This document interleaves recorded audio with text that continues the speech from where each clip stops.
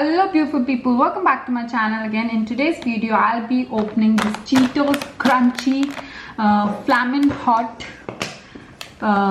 Cheetos. So as you can see, there's a small tiger with these crunchy Cheetos.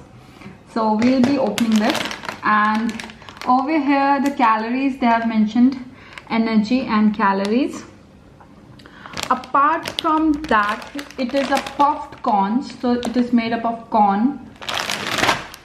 If we turn back, over here all the nutritional facts has been mentioned, and calories also, cholesterol, fat, everything has been mentioned, so you can have a look.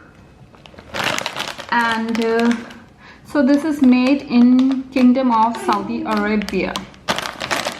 Now the fun begins. Now the fun begins.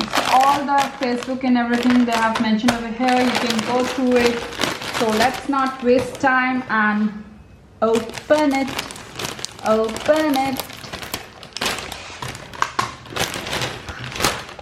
Wow. So this is how it looks like. Hope you can see it properly. Now I'm gonna taste. Nice.